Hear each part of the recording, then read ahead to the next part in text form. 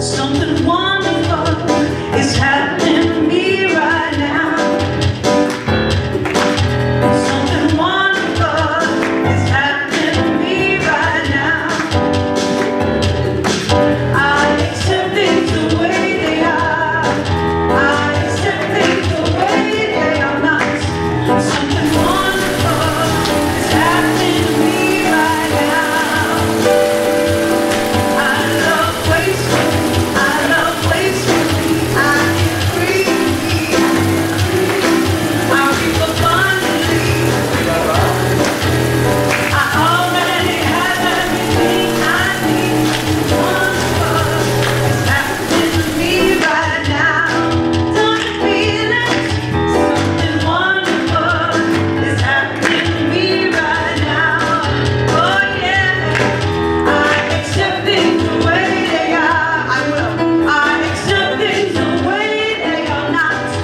Something wonderful is happening to me right now. Morning. Happy to the Center for Spiritual Living in Las Vegas, the happiest place on Sunday. That's how she hogged us out. Go ahead. Forget about it. You just good morning, da da da da da da. Good morning to you. Good morning. Good morning. Good morning. Welcome to the center. Okay, talk Good to morning me. and welcome to Center for Spiritual Living in Las Vegas, baby. Good morning. If you would, find yourself in a comfortable spot in your seat. Just allow yourself to relax right there. And I'd like you to take a few deep cleansing breaths. As you lower your eyes or close your eyes, and just with each breath, feel your body relaxing deeper and deeper into your seat.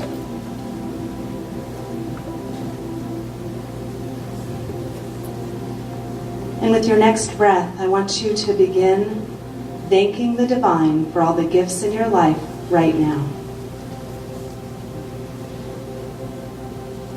Appreciating where we have been is a magical key to moving forward. Every situation and relationship from your past has taught you something useful and has made you who you are today.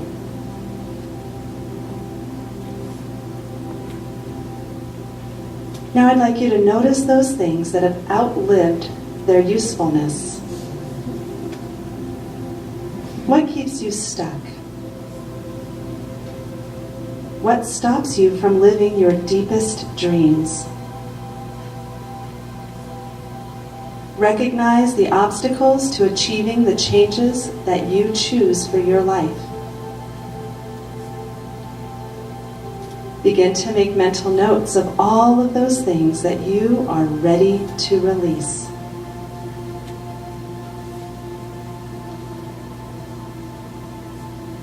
Is there a place where you are still holding resentment toward another? How about towards yourself?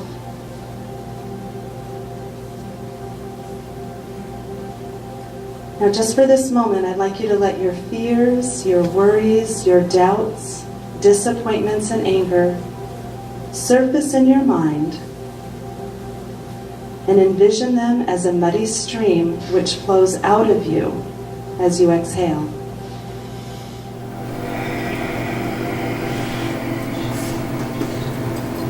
Feel yourself releasing old hurts, sadness, imbalance, and injustice in your life from the past or present. Feel them dissolving and pouring out of your body.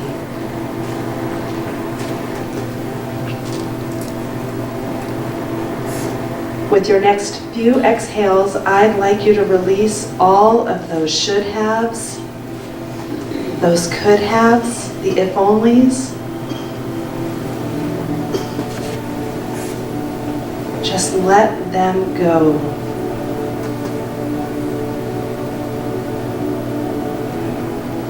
Now see what items, relationships, or situations you have outgrown or that need to shift in some way.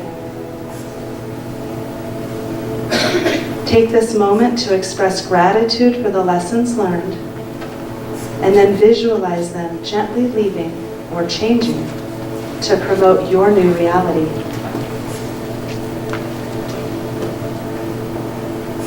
As you free yourself from the past, you open up space for fresh, honest relationships and exciting new opportunities to come into your life.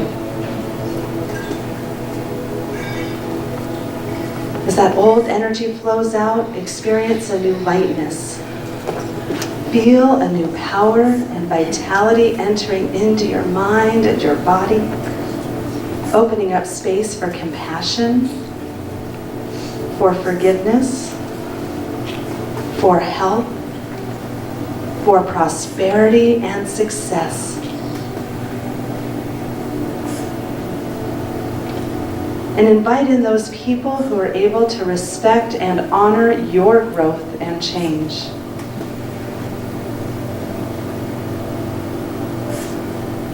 Dwell in this new space for a short time, opening your heart and expressing gratitude for the opportunity to grow and move forward. Honor and acknowledge yourself for the courage to clear house and let go. Now imagine that you can breathe in the qualities that you need for this new part of your life. Breathe in courage to be true to yourself. Breathe it in. Breathe in patience, spontaneity, joy, anything that you feel would assist you in this new beginning. See yourself as strong and positive. In your mind's eye, picture what you would like to receive in your life and imagine yourself easily receiving these gifts. Feel yourself radiating with positive energy as you attract new people, new ideas, new situations. See yourself joyful and content with this new reality.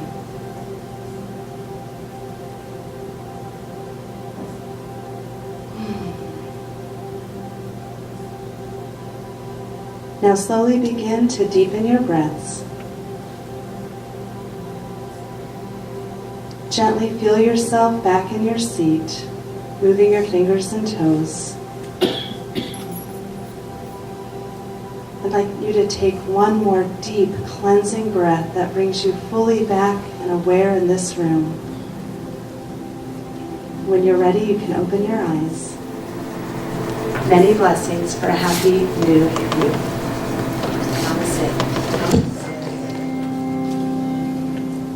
So as we continue in the consciousness of God that is being recognized and celebrated this morning, I ask you to turn entirely away, as Ernest Holmes taught, from situations, conditions, circumstances, what we want to accept more of and what we want to let go of, to recognize the state of being one with the Creator, standing on holy ground in the presence of the Most High, as we recognize and unify with the truth, this very truth, that the innermost God and the outermost God are one God.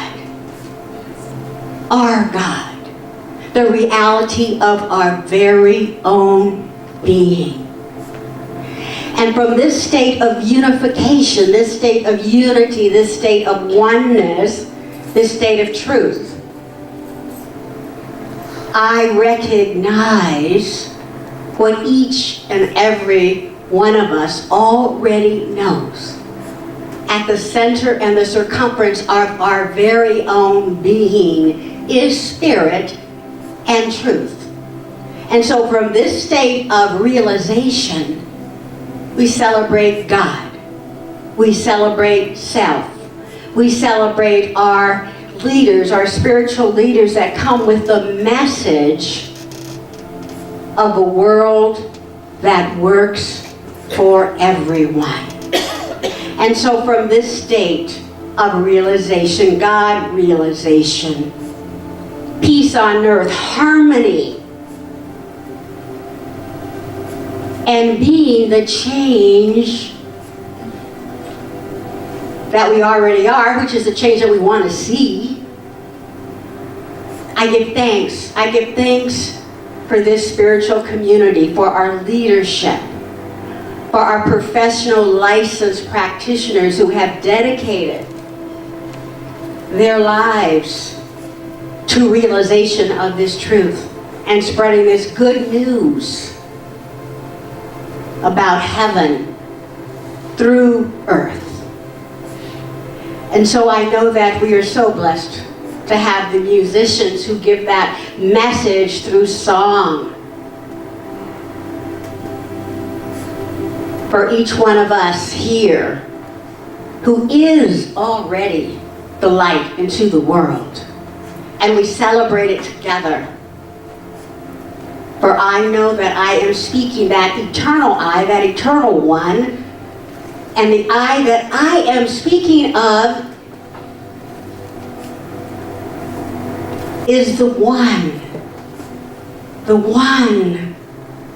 absolute power and presence that guides us, directs us, and celebrates through us, for us, by us. So I give thanks for this realization, this truth.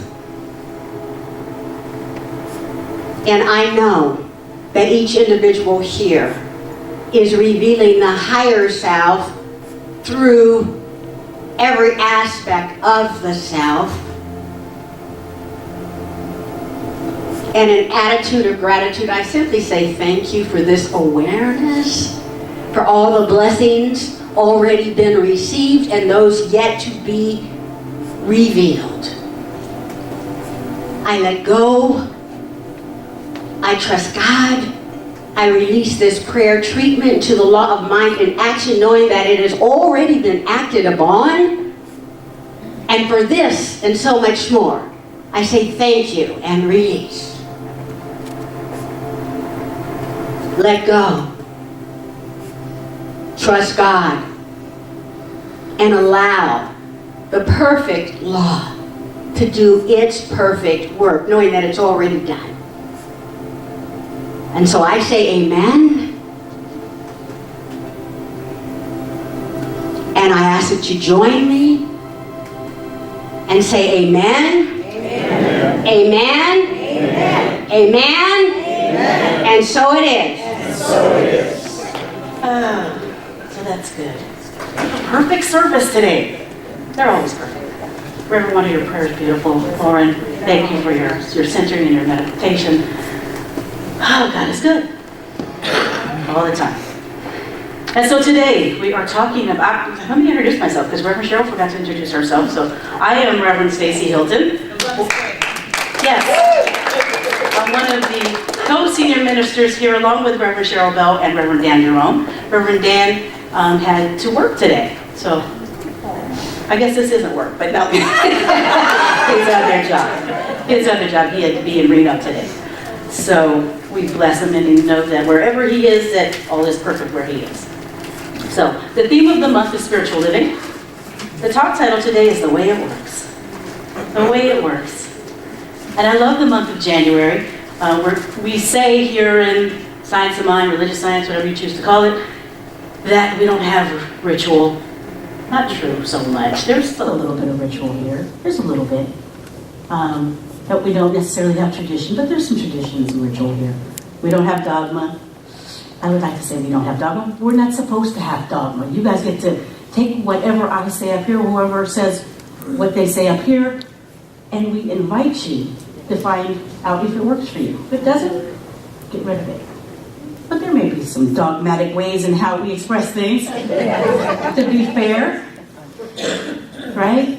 And they say, we don't have jargon. Well, we have a little jargon. We have a little jargon. And so today is a way to actually start off the new year and maybe go over some of those terms, go over some of those things that maybe you're not clear of, you know? So I'm going to, and plus the way it works is about 4 pages, so I need a little filler. Right? So, the Science of Mind textbook. This is the textbook that you see. This is the newer version of it. There's an old version out there that's kind of hard bound and looks old, and this is the really pretty version, and it says that version. It's about 600 pages. It was written by Dr. Ernest Holmes, who was the founder of this teaching. And Dr. Holmes actually wrote this book, and he combined the spiritual principles of all the major religions in the world. So it's quite something. Quite something. And he took out the love and the fear. He took out the love. He took out the fear of some of those major religions, and he expresses that God is love. Mm-hmm. In the beginning of this textbook, not in the older ones, Dr. Ken Gordon, who is our spiritual director, he writes this about this book. The basic theme is the coming together of the spiritual principles presented in many of the major world theologies in order to form a compendium for personal action. Holmes has taken the common truths found in most religions, then has removed concepts of fear, leaving only the love, with the general idea being that love is synonymous with God and fear is made by man. This book's power to awaken and transform comes less from its ability to articulate than its ability to stir the soul. Truly, the book is an operating manual for the human condition. Now, I would say, if you don't have the textbook, to buy the textbook. I would say, study it in a class. Because just going to read the textbook, you're going to get something out of it. But you're not going to get what you would get out of it from someone that is trained in science of mind. And you're not going to get out of it any more than what you can put into it, because you already have your beliefs and your concepts already formed. So study it with someone. So who was Dr. Ernest Holmes? Dr. Ernest Holmes was born January 21st, 1887, a long time ago, in Maine. He studied Phineas Parker's Quimby, who was the father of New Thought, and loved Ralph Waldo Emerson, and loved the Transcendentalist movement. And really his study did not come into completion in his mind until he studied Reverend Cheryl's favorite, Thomas Schwartz, and the Edinburgh Lectures. And the Edinburgh Lecture, Thomas Schwartz actually, he immersed himself into studying the creative process. And so the creative process is what we're talking about today, the way it works, right? But I also want to go a little bit back and talk about the thing itself. So the first section of the Science of Mind textbook is called The Thing Itself. Reverend Dan did a beautiful job talking about that. I think each of the 4 sections, which we're talking about this January, they build off of one another. So I think it's helpful to kind of go over a little bit about each week. The Thing Itself. Dr. Ernest Holmes' clever way of calling God, God. But if that word doesn't work for you, that's okay. Energy, divine intelligence, source, the creator, whatever you want to call it, is what you should call it. Again, we don't have dogma. I use the word God most of the time, spirit, whatever works for you. But the thing itself has many attributes. Love being the main one. And God is not only love, God is law. So, we are made in God's image and likeness, and so we are love and law. That's how we create our world. God creates through the use of the law. We do the same things. So why is it important for us to study this? Because that's how we create our world. That's how we create our world. Through the use of the law, we think the thoughts, they go into the law, and the law always says yes to what we think. The first week of January, we talked about values and what you believe, right? Values are those strongly held beliefs that each of us have. The law of your being is your subconscious. So if I say, perhaps, this year I want to lose weight, it's important for me to know what I value, what beliefs I hold strongly, for me to demonstrate that's what I say I want to demonstrate, right? Because if I believe that, I say, the thought is, I want to lose weight in 2017, and I have a belief that I have to exercise every day, I have to eat healthy, I have to be gluten-free, sugar-free, dairy-free, and on and on and on, and I'm not doing those things, then what will I demonstrate? No weight loss, right? Right? Because it's about my belief. It is done to you as you believe. So that's the key part. That's why we talk about values and we talk about beliefs constantly. Because you could have the right thought. I want to be a millionaire. What if I believe I'm unworthy? That I'm not good enough? That there's not enough for me? Will I create the $1 million? No. So you have to constantly, when we all are thinking constantly. We have 60,000 some odd thoughts a day. To create that which we want, we have to have some belief behind it, and some feeling behind it. And we have to know what those beliefs are. Very, very important. Dr. Holmes says, each of us is born into an abundant universe and made in its image and likeness. And the divine plan is one of freedom. Many of us think that there's some divine plan out there. God created us in its image and likeness. So we create that which we want to create. Sometimes what we don't want to create. But we have the ability to create anything we want to create. It's up to us.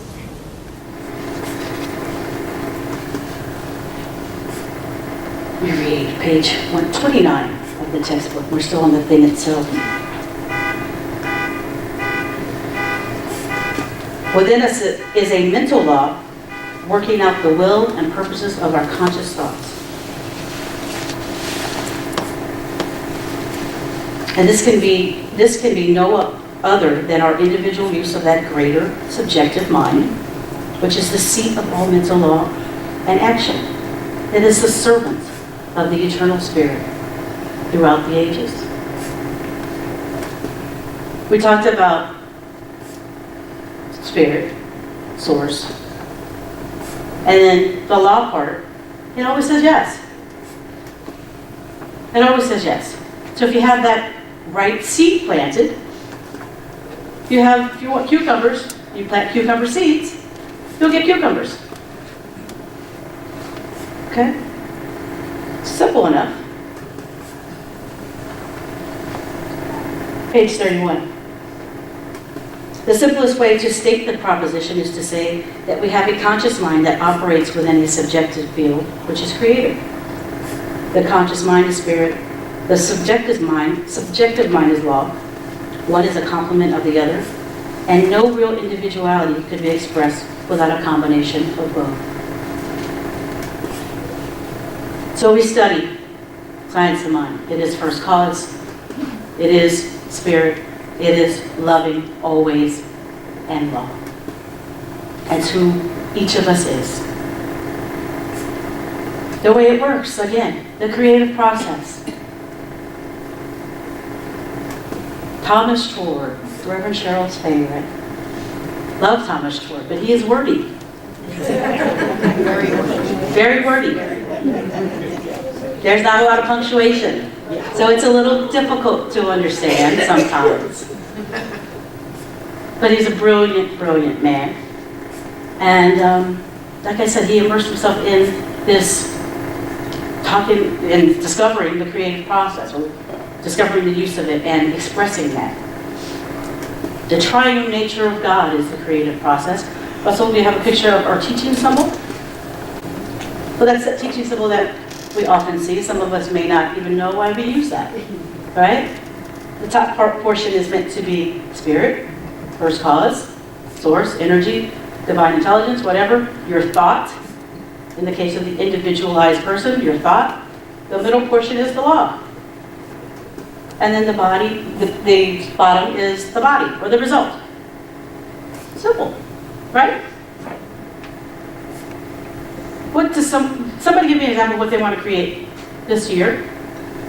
A cruise. A cruise. So what are you doing to create that cruise? Okay. Well, that's easy, right? She had the thought. Did you book it already? Okay. She had the thought she wanted a cruise. She booked the cruise. The result will be a cruise. Pretty simple, right? She gets the concept clearly. Anybody else? Health challenges? Anybody have health issues? Sell a house. Sell a house? So the thought is to sell a house? Do you have any underlying beliefs why that might be difficult? Well, it's not the average price for us. Stage it. In that market range, there's not a lot of people really looking. Has anybody else sold a house in that area? Oh, it's listed. But has anyone else sold a house in that area? Yeah, I think there was one that So if one person's done it, then there is a mental equivalent for you. it's going to happen. And you believe it? There's a mental equivalent for you because you've seen that somebody else has. Right. That's important. Right. Even if there wasn't, though, principle is not bound by precedent. So you could always, if as long as you believe that, then you can sell the house. Right? You want it now? Then come talk to one of the practitioners after service, and I bet you get your house sold.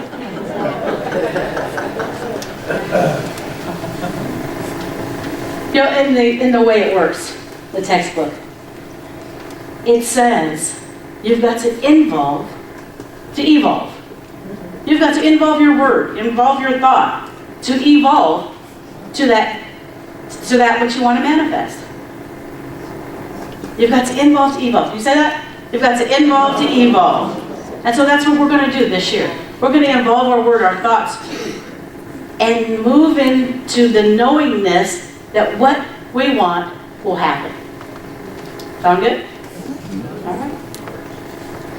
It is done to you as you believe.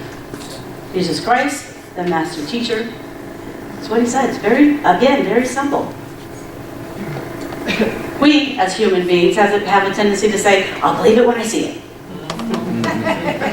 It's not the same thing. You'll see it when you believe it. That's right. You'll see it when you believe it. So keep that in mind this week. You know, I had the opportunity to visit last night, and actually for maybe an hour or so on Friday with Andrew and Jared.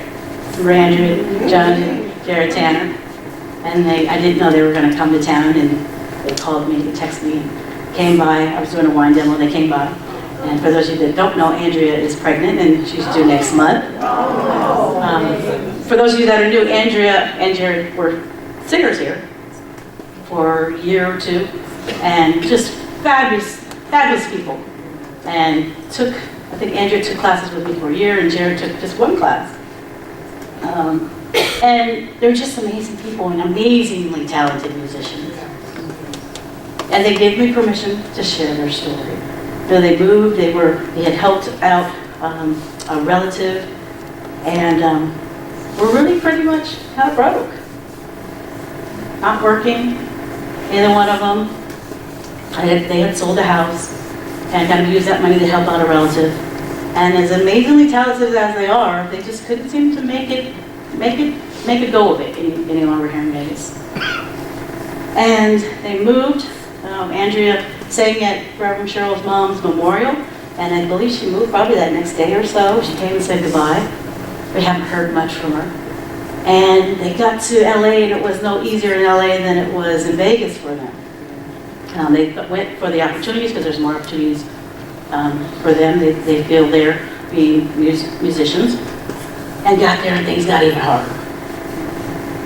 And they were telling me a story. They told me several stories. They're so lovely.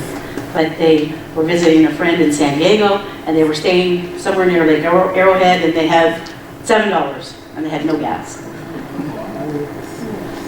So what'd you do, Jared? He said, I just prayed the whole way. And I made it. Had the belief that he was going to make it, and he made it.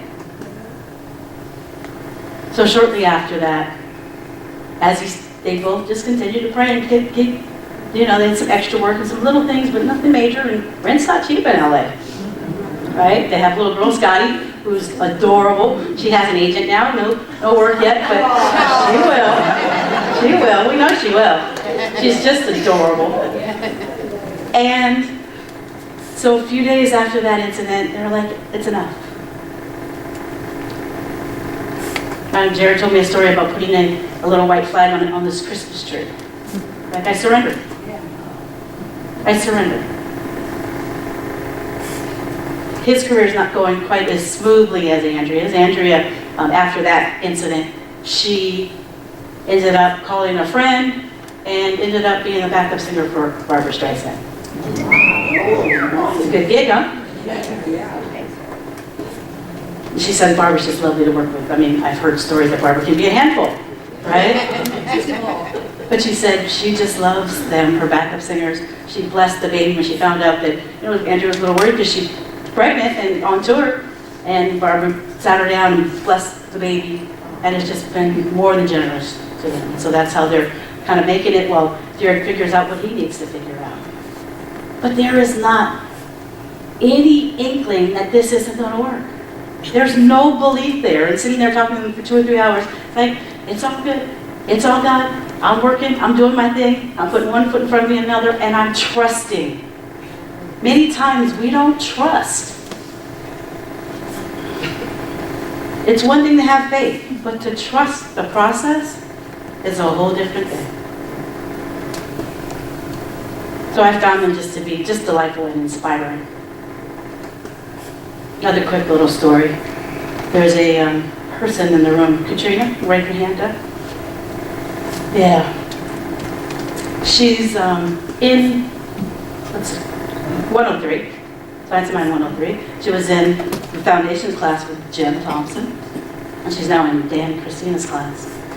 But we were looking for her the first week of classes thinking, where is she? We thought she liked the class. She kind of disappeared on us.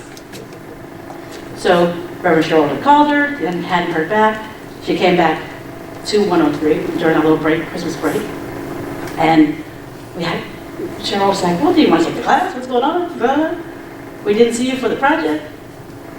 And she's told us the most amazing story. Somebody's been in class for literally, 10 weeks. I'll give her 2 weeks. All right.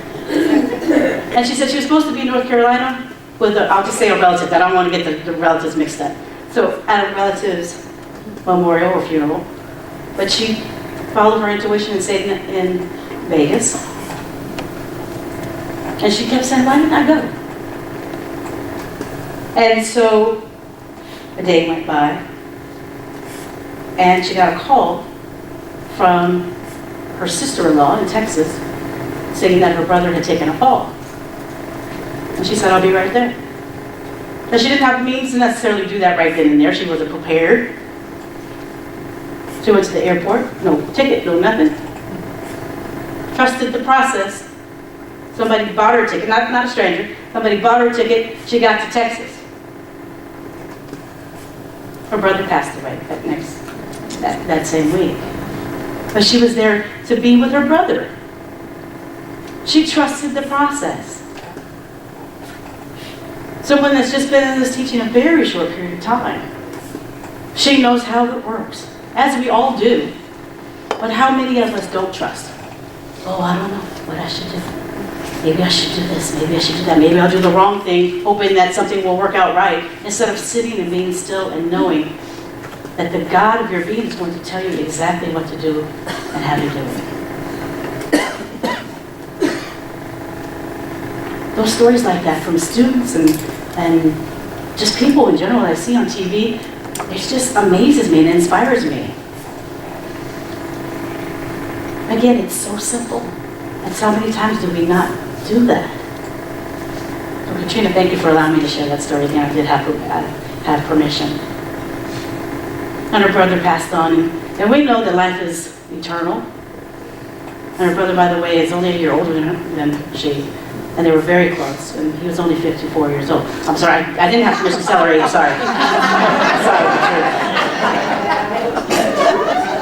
But I didn't want you to think, you know, someone that was, you know, older, you know, and maybe time was up. But thank you so much for sharing that story and having just the guts to take action and to be your authentic self. Other times we allow people to talk us out of stuff. Oh, you know you should go get on that plane and go over there. Maybe it's not the right thing. To stand in your own integrity, to stand in your own authenticity, and be who you are, no matter what, is what this teaching is about, is what it taught me and what works for me. So, I love you all. I support you all. I trust that if you need someone to listen to your story, Reverend Cynthia would say, if you want to tell your story one last time, come to me. I may have a little, you know, I've only been a minister for 3 years, so you can maybe have a couple times with me. But if you need somebody to listen to you and pray with you and know the truth about you, please come and see me, or Reverend Joel, or Reverend Dan, or any of our practitioners. That's what we do. We're here to support one another. The process is no different for any of us. It's no more simple for one than it is for another. Because sometimes we forget, and sometimes we get in our own way. So I support and love you all exactly where you are, and I know this is going to be the best year yet. Yeah. I love you. And so, if you all would stand and connect.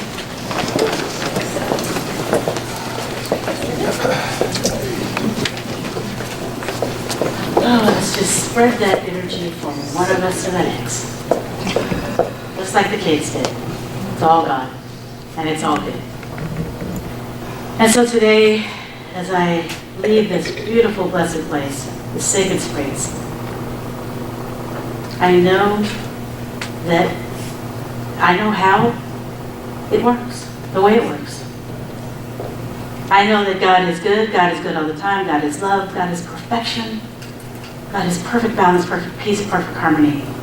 And I know that I am one with that. And as I know that for myself, I know that for each and every person that can hear the sound of my voice. And I know that each of us is divinely guided, guarded, and directed to that which we want to express in this beautiful new year. And I know that we all have the capability, because freedom is our birthright. And so I know that we choose to move those beliefs that don't serve us out of the way, those ideas of ourselves that are not the truth of us, and to manifest that exactly, to manifest our lives exactly as we want. And so I'm just so grateful to know the way it works. So grateful to know that the thing itself exists, as little Abby said, within me. And so grateful to know that the thing itself exists in everything. And so this is an important week in our country. And so I'm grateful for all of it, knowing that there is a principle of goodness that always exists, no matter what I may think. So I move out of the way. I let go and I let God, and I am grateful for all my many blessings. Thank you, thank you, thank you. And together we say, and so